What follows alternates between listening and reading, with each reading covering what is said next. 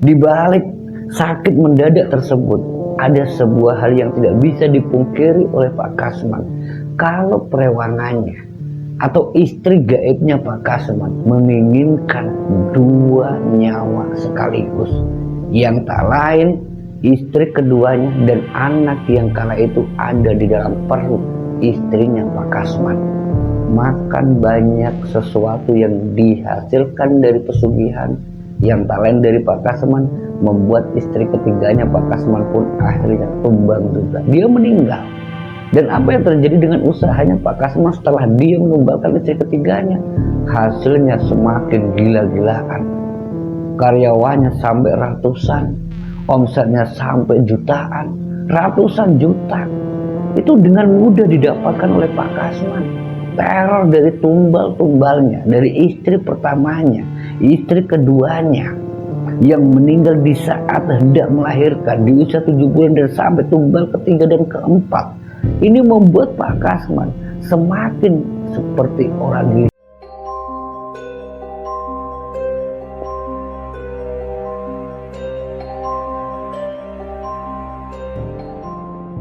A'udzubillahiminasyaitonirrajim. Bismillahirrahmanirrahim. Assalamualaikum warahmatullahi wabarakatuh. Alhamdulillah wa syukurillah wa ni'matillah, la haula wa la quwwata illa billah, amma ba'd. Jumpa kembali di channel Selamat Untung Official seperti biasa bareng Pak Ade dan juga kru tim channel Selamat Untung Official. Untuk kesempatan kali ini, semoga kita dan Anda semua dimanapun Anda berada, semoga selalu dalam lindungan Allah Subhanahu wa Ta'ala, selalu diberikan kenikmatan sehat walafiat, dilancarkan rezekinya, dipanjang umurnya, dan tentunya untuk doa dan hajat kita semoga dikabulkan oleh Allah Subhanahu wa Ta'ala. Amin amin ya robbal alamin. Nah, untuk kesempatan kali ini Pak Ade akan mencoba menceritakan satu kisah yang mungkin sudah lama pernah Pak Ade ceritakan, yang terkait dengan pesugihan bos kerupuk yang tega tumbalkan istri-istrinya. Nah, untuk bagaimana kelengkapan kisahnya, tidak usah lama-lama, langsung saja masuk ke channel Selamat Untung Official. Namun untuk kisah ini tentunya nama dan tempat semua sudah disamarkan. Yang saya sebut di sini dari pengirim cerita yang kebetulan adalah orang yang merawat seorang pelaku pesugihan itu sendiri. Di balik pengakuan dari pelakunya bahwa apa yang terjadi dengan pelaku pesugihan bos kerupuk ini, yang saya sebut di sini namanya Pak Kasman. Pak Kasman seorang pelaku pesugihan yang ritual pesugihannya pun begitu sangat rendah.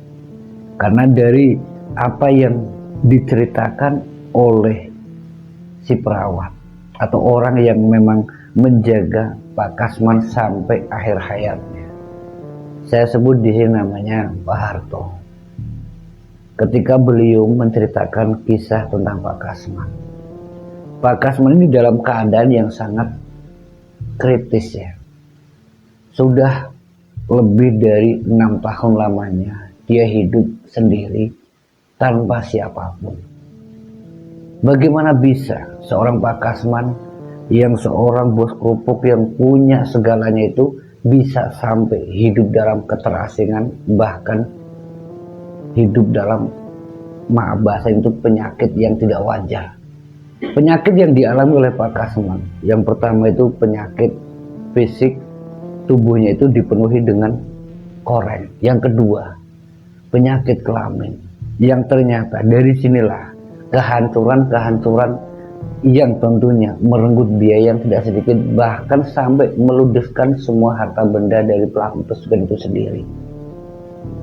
Di balik apa yang dialami oleh Pak Kasman, cerita dari Pak Kasman ke Pak Harto, bahwa Pak Harto mengetahui hal tersebut pun ya dari pengakuan Pak Kasman ketika dia dulu sebelum menjadi seorang bos kerupuk, seorang yang hanya sebagai buruh saja, dia berkeinginan ingin punya usaha sendiri.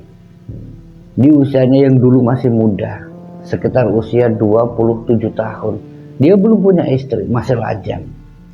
Ketika usianya 27 tahun, dia itu masih dalam keadaan posisi buruh. Sementara kondisi keluarga dari Pak Kasman sendiri, keadaannya sangat minus. Adik-adiknya harus menjadi tanggung jawab dari Pak Kasman. Karena Pak Kasman sudah ditinggalkan kedua orang tuanya sedari kecil. Dan adik-adiknya pun yang waktu itu benar-benar menjadi tanggung jawab dari Pak Kasman. Ketika usianya sekitar 12 tahun, dia ditinggalkan bapaknya, ditinggalkan ibunya, karena kecelakaan yang merenggut nyawa kedua orang tuanya. Jadi dari usia 12 tahun itu, usia yang masih sangat kecil, SD, dia sudah berusaha menghidupi adik-adiknya yang waktu itu masih ikut sama palenya, sama budenya. Sampai akhirnya dia merasakan bahwa kalau dia tidak kerja, dia tidak bisa untuk membuat adik-adiknya tidak mengenyam pendidikan. Sampai kedua adiknya pun ikut sama Pak Adi dan budenya.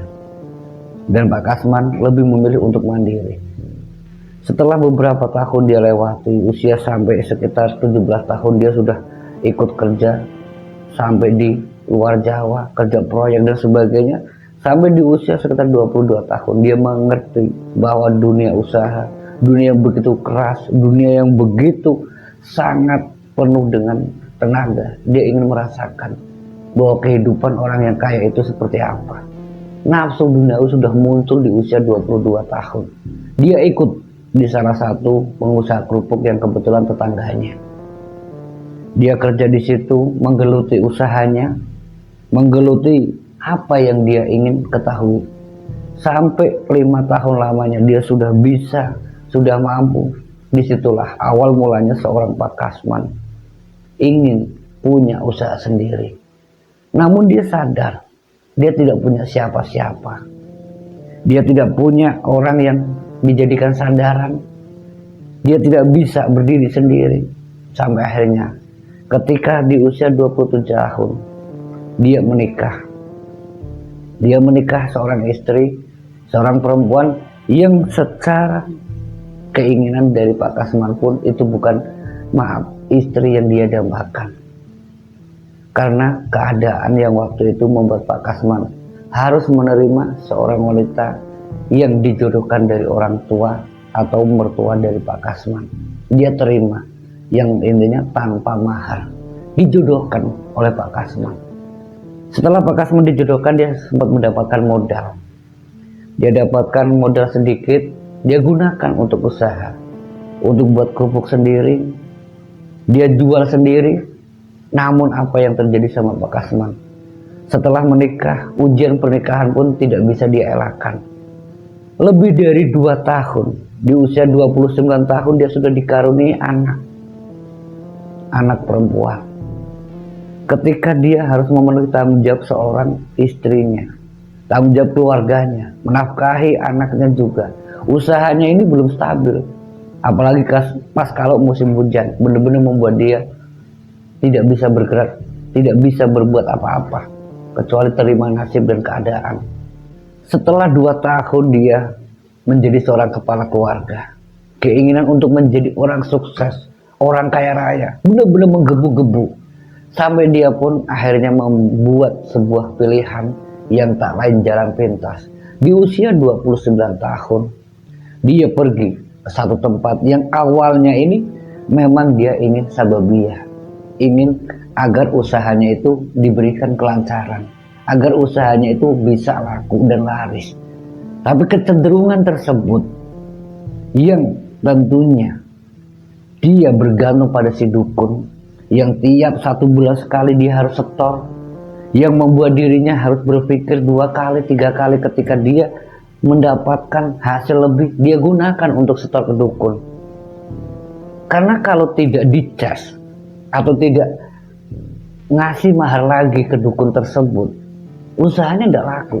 Dan itu berlalu atau berjalan itu lebih dari 8 bulan. Sampai akhirnya dia ambil keputusan, adakah solusi yang lain selain yang model cacasan, harus tiap bulan sekali.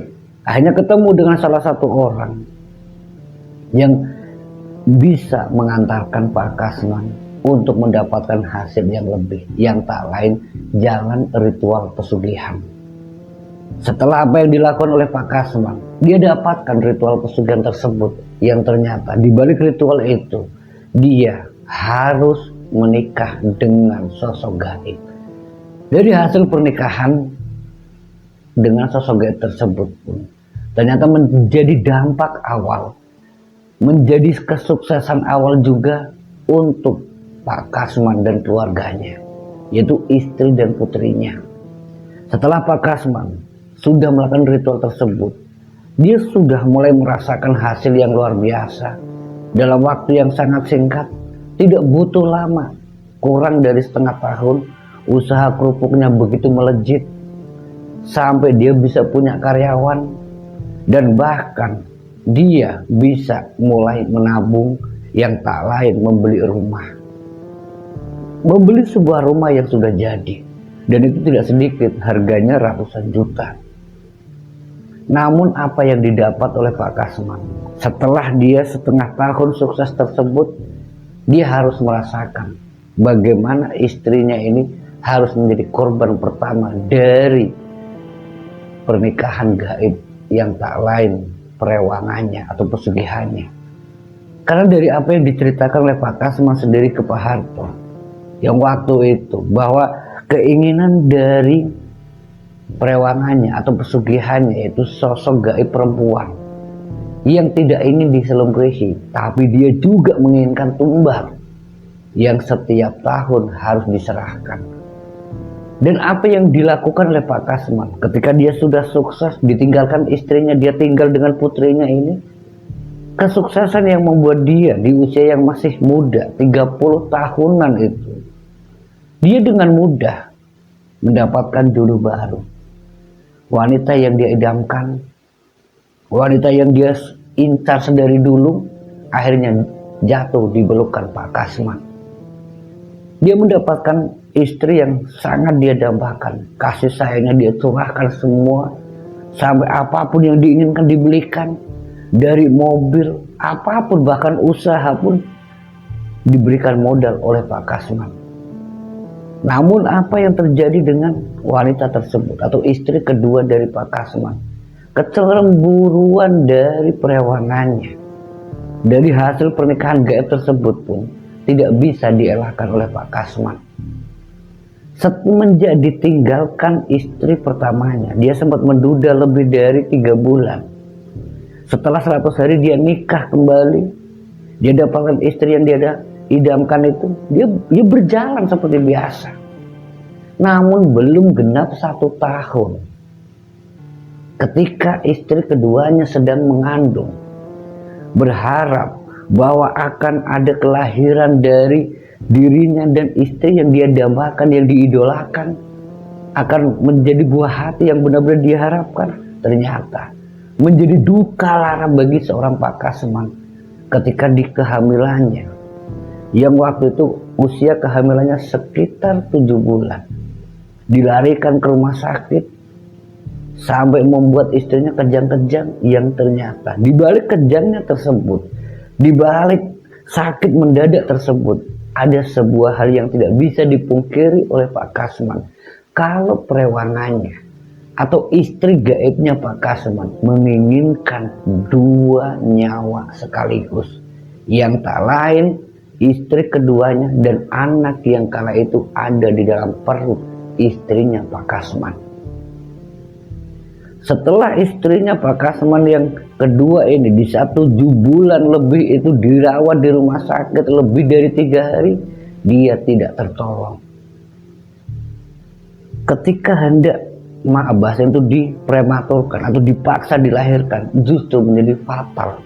Mungkin secara medis banyak orang menduga, banyak orang mengira kalau meninggal istri keduanya Pak Kasman ya karena gagal melahirkan, yang membuat anak dan ibunya itu meninggal secara bersamaan. Dan rumor tentang pesugihan yang dilakukan oleh Pak Kasman, bahwa dia nikah gaib, bahwa dia tumbalkan istrinya, belum terkuak kala itu. Sampai setelah kematian istri keduanya Pak Kasman dengan anak yang ada dalam perutnya tersebut, yang sempat dipaksa keluar, dikuburkan secara bersamaan, Pak Kasman meratapi kesedihan yang luar biasa. Bagaimana dia harus merasakan kesedihan, namun kesedihan tersebut pun tidak bisa membuat pesugihannya justru malah murka sama Pak Kasman. Dan Pak Kasman dituntut kembali untuk segera mencari tumbal yang baru. Kalau kamu ingin usahamu sukses kembali, kalau kamu ingin apa yang kamu miliki menambah semuanya, bertambah segalanya, jadikan orang yang ketiga itu adalah tumbal untuk saya, untuk aku pekerjaan, untuk aku pekerjakan yang tentunya hasilnya untuk kamu. Dan Pak Kasman pun tidak bisa memungkiri kenyataan tersebut bahwa dia harus mencari tumbal kembali. Setelah meninggalnya istri kedua, dia sempat sok tidak ingin punya istri lagi. Lebih dari 7 bulan semenjak kematian istri keduanya, Pak Kasman sering merenung, sering melamun sendiri. Namun itu semua tuntutan dari perewangannya, dari istri gaibnya, tidak bisa membuat Pak Kasman diam begitu saja. Sampai akhirnya ketika Pak Kasman di waktu yang sudah ditentukan, dia pun akhirnya mencari sebuah solusi yang tak lain tumbal ketiga. Yang dinikahi oleh Pak Kasman pun bukan wanita yang dia dambakan. Memang sengaja dia mencari istri untuk ditumbalkan. Dan orang tersebut adalah seorang janda yang punya 3 anak.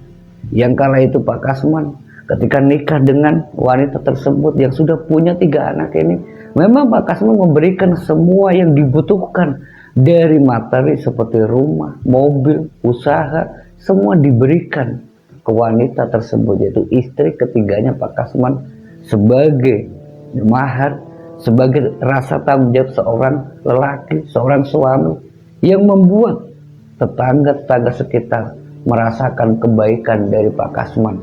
Namun apa yang terjadi? Di balik kebaikan tersebut, pernikahan yang baru berusia kurang dari 5 bulan, istri ketiganya Pak Kasman jatuh sakit. Dan sakitnya inilah mulai terkuak sedikit demi sedikit bahwa apa yang terjadi dengan istri ketiganya Pak Kasman, ada unsur-unsur gaib yang bukan hanya sekedar santet dan teluh yang membuat istri ketiganya Pak Kasman dari keluarga besarnya, yaitu keluarga istri ketiganya Pak Kasman, menduga bahwa sebab musabab sakit yang tidak jelas ini, sakit yang secara medis tidak bisa dijelaskan, ternyata dari keluarga istri ketiganya Pak Kasman menduga dan meyakini bahwa ada campur tangan gaib yang dilakukan oleh pelaku pesugihan. Namun waktu itu belum berani menjelaskan atau mengarah langsung ke Pak Kasman. Namun dari apa yang diberikan oleh Pak Kasman, dari rumah, segala-galanya materi untuk anak-anak dari istri ketiganya Pak Kasman, mungkin adalah jalan untuk dia mendapatkan tumbal. Dan ternyata batal haram atau sesuatu yang sudah diberikan ke pelaku untuk calon tumbalnya menjadi sebuah jalan di mana istri ketiganya, walaupun ditangani oleh beberapa praktisi, namun dia sudah terlanjur makan banyak sesuatu yang dihasilkan dari pesugihan yang tak lain dari Pak Kasman, membuat istri ketiganya Pak Kasman pun akhirnya tumbang juga. Dia meninggal. Namun cerita dari Pak Kasman yang memang disampaikan lewat Pak Harto ini, bahwa Pak Kasman memang sengaja mencari tumbal untuk ketiganya, itu untuk dijadikan dia sebagai alat untuk bisa meraup keuntungan lebih. Dan apa yang terjadi dengan usahanya Pak Kasman setelah dia menumbalkan istri ketiganya? Hasilnya semakin gila-gilaan. Karyawannya sampai ratusan, omsetnya sampai jutaan, ratusan juta. Itu dengan mudah didapatkan oleh Pak Kasman. Namun apa yang terjadi sama Pak Kasman setelah rumor tentang pesugihan Pak Kasman yang tega tumbalkan istri ketiganya ini sedikit demi sedikit mulai tersebar, sampai akhirnya ketika Pak Kasman yang memang diharuskan mencari tumbal untuk keempat kalinya. Dia harus menikah kembali. Dan untuk ketumbal keempat ini memang tidak mudah bagi Pak Kasman untuk mencari tumbalnya. Dia juga sebenarnya kepingin punya keturunan dari wanita yang dia idamkan. Di usianya yang masih terbilang muda, belum 35, kurang lebihnya 32 waktu itu, Pak Kasman mencari wanita, mencari calon istri yang dia idamkan sampai hanya ketemu. Dan untuk pertemuannya pun Pak Kasman yang sudah di posisi puncak kala itu, dengan apa yang dia dambakan menjadi orang kaya raya, orang yang paling sukses, dia sudah dapatkan. Dan ketika dia maju untuk melamar, diterima langsung oleh keluarganya. Gadis yang masih berusia 23 tahun pun menjadi istri keempat dari Pak Kasman. Gadis yang sangat cantik menurut Pak Kasman, gadis yang sangat diharapkan untuk menjadi istri yang bisa melahirkan anak-anak Pak Kasman, untuk meneruskan warisan Pak Kasman. Dan akhirnya Pak Kasman pun mendapatkan istri yang dia dambakan, istri keempat.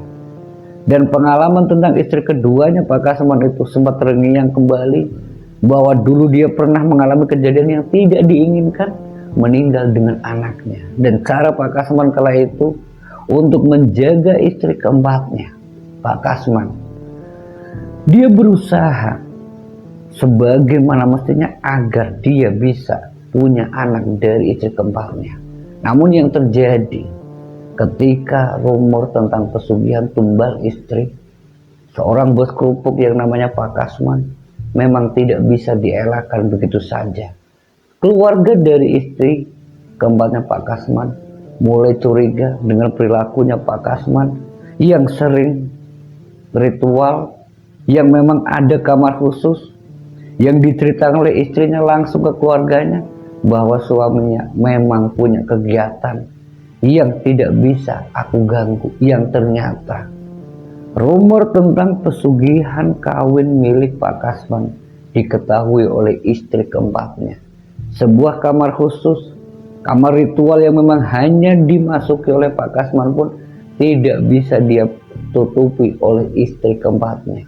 Dan disitulah yang membuat Pak Kasman yang kala itu sangat-sangat tidak senang ketika istri keempatnya mengetahui apa yang dia lakukan.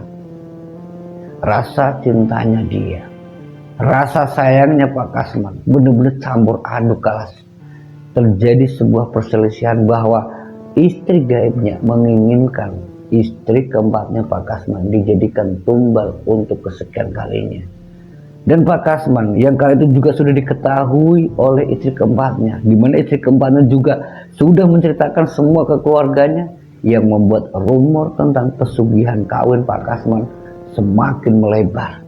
Tentang pesugihan Pak Kasman yang tega tumbalkan istrinya pun semakin tidak bisa terbendung, yang membuat Pak Kasman pun benar-benar kala itu mengalami sebuah kesulitan yang luar biasa ketika dia harus menyerahkan tumbal keempatnya. Sampai istri keempatnya Pak Kasman akhirnya bisa melahirkan putra ini.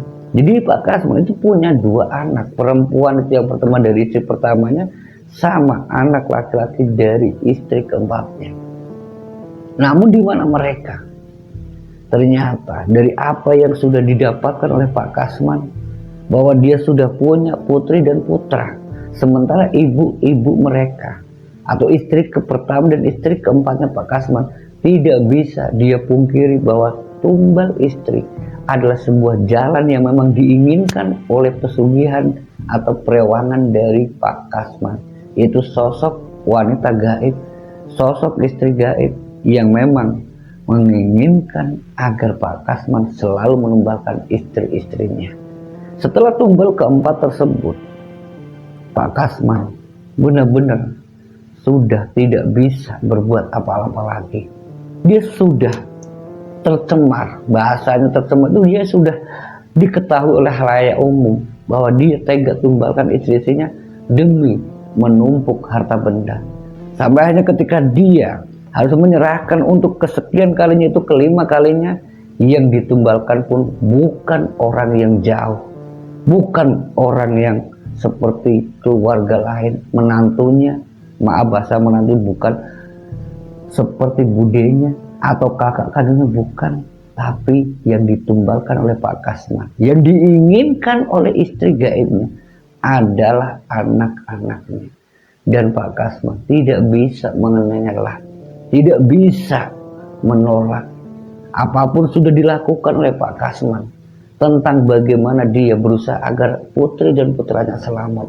Di usianya yang masih kecil-kecil pun diincar oleh pesugihannya sendiri. Jadi yang terjadi sama Pak Kasman kala itu benar-benar menjadi sebuah dilema yang luar biasa.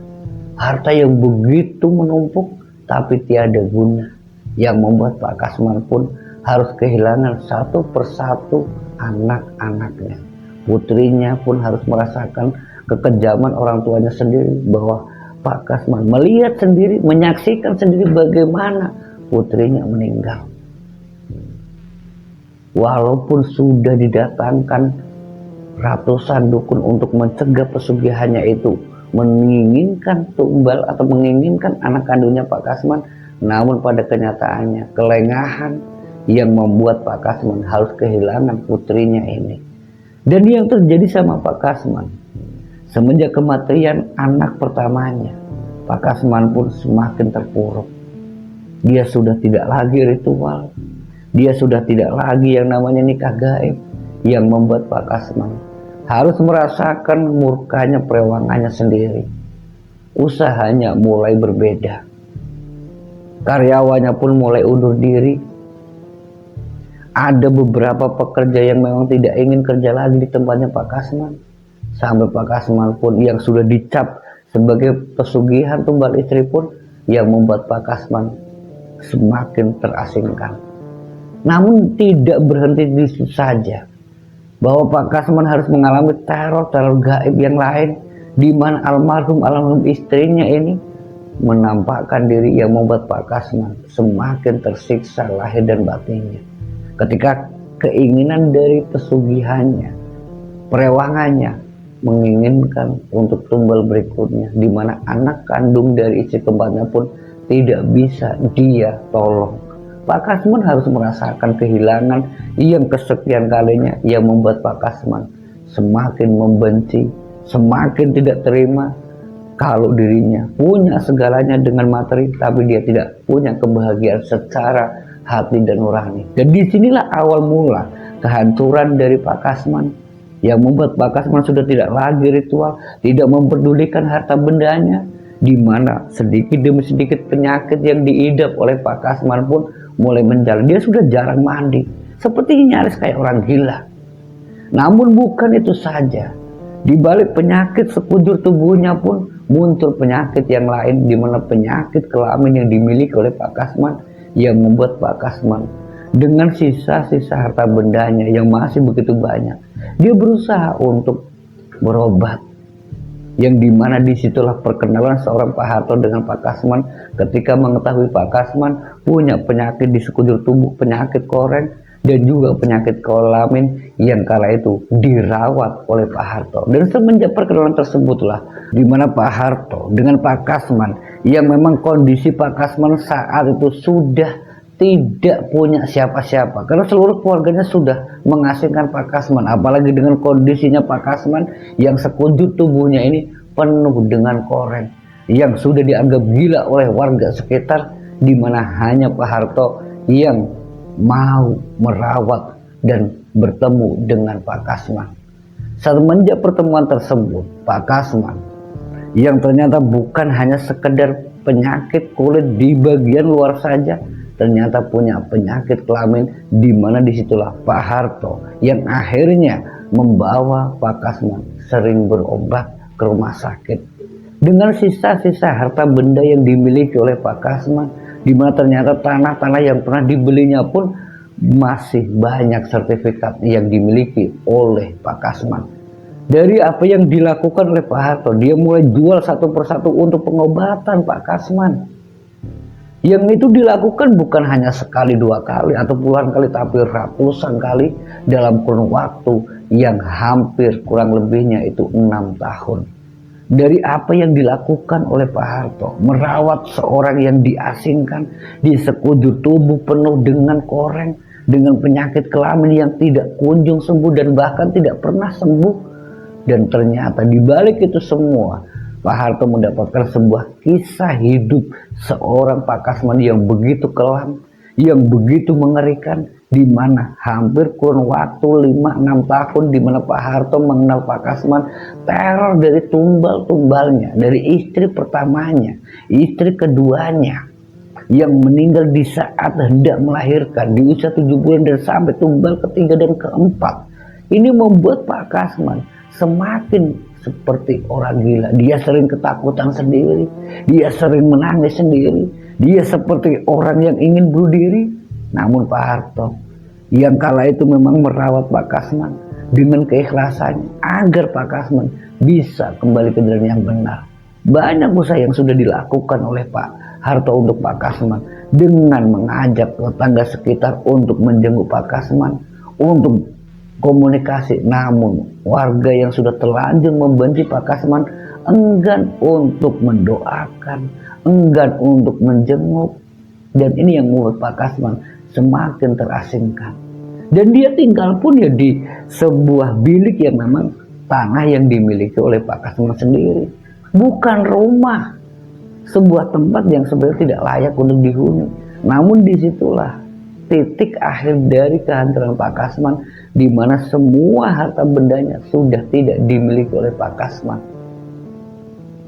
Pak Kasman benar-benar sudah dalam keadaan yang tidak punya apa-apa. Dan lebih tepatnya ketika dia sudah cerita semuanya bahwa dia ingin hidupnya segera berakhir, dan satu keinginan dari Pak Kasman yang disampaikan ke Pak Harto, bahwa pengalaman hidupnya adalah sebuah pengalaman jangan untuk diikuti. Dan apa yang dilakukan oleh Pak Harto untuk Pak Kasman, bahwa Pak Kasman yang sudah saat itu dalam keadaan sangat kritis, yang hanya bisa terbaring dengan kondisi sekujur tubuhnya penuh dengan luka, yang bukan hanya luka biasa, penuh dengan luka bercak, koreng yang keluar darah dan nanah yang begitu amis. Dan Pak Kasman memang dirawat, dilap sama Pak Harto, dijaga. Di mana Pak Harto di sini mendapat kecaman, cacian, makian dari warga sekitar, bahkan dari keluarga Pak Harto sendiri yang sudah mau merawat dan menjaga Pak Kasman. Bagaimana tidak seorang Pak Harto mendapat cacian dan kecaman tersebut? Kondisi dari Pak Kasman ini seorang pelaku pesugihan yang sudah tega tumbalkan istri dan anaknya, penuh luka, orang yang keji, orang yang kejam.